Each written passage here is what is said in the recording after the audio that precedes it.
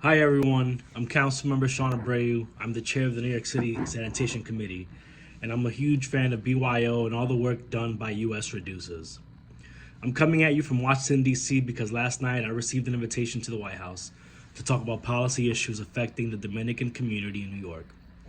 If you know me, you know that environmental justice is going to be at the top of the list. And this is a real dream come true for me to take our concerns to Washington. It would take nothing short of the White House for me to miss out on being with you all tonight. I hate that I'm not there, but I still wanted to share a few words. My chief of staff will also be joining you live to talk about our experience passing BYO legislation and answer any questions you may have. Before I get into it, I want to specifically shout out Karen and Sharon at It's Easy Being Green, our very own BYO organization on the Upper West Side in Manhattan, for inviting me to your monthly Zoom call tonight, and most importantly, for their constant support in the fight to end plastic pollution. They are the best of the best, and I could not have gotten our BYO legislation across the finish line without them.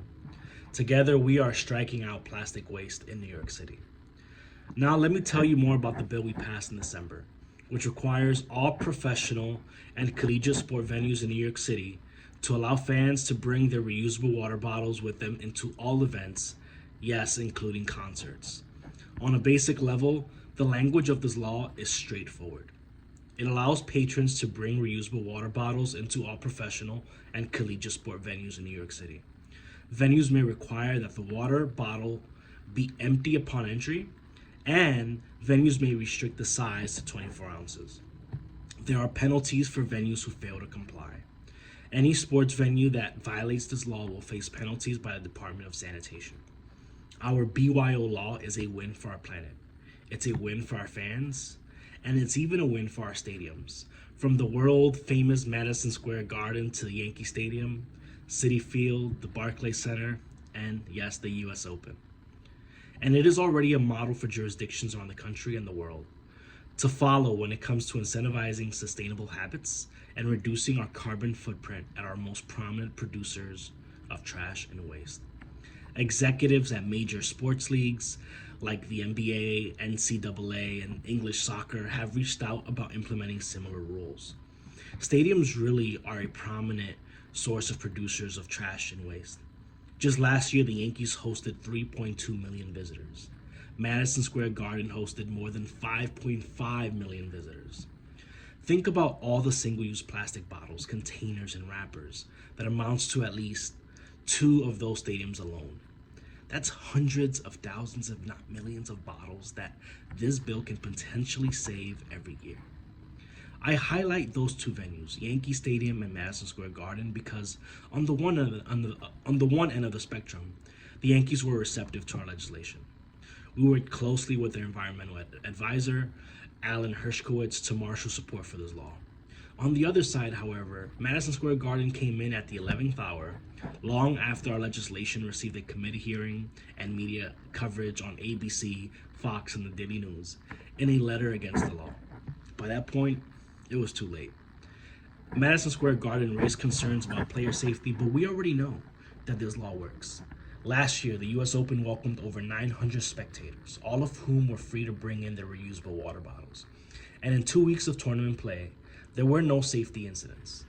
We were also grateful to have the chief operating officer of the U.S. Tennis Association write a letter in support of our legislation, which helped prove that our venues can be real partners in this work.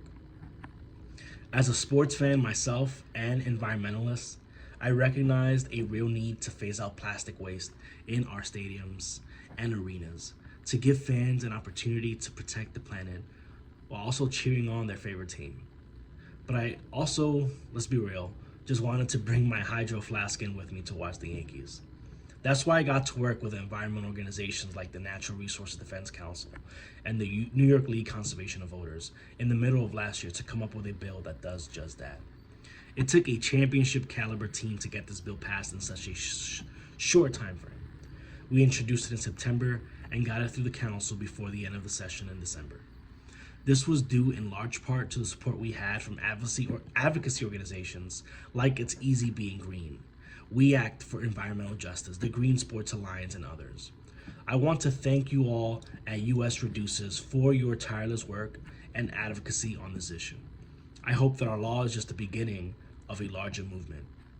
Our addiction to plastic has put our planet in peril. Americans purchase 50 billion disposable water bottles a year, and that number is only growing. This is clearly unsustainable. Single-use plastics require fossil fuels at every stage of the production and delivery process and have a lifespan of mere hours. These bottles also contain harmful micro and nanoplastics that harm our bodies. We have a very simple solution. Just let folks use their own water bottles. People want the chance to make environmentally friendly choices in their lives, and our businesses shouldn't stand in the way of that. I cannot wait for our law to take effect later this year. Thank you again for having me tonight. I deeply, deeply apologize for missing this, but I know that our paths will cross again soon. We're in this fight together. Take care.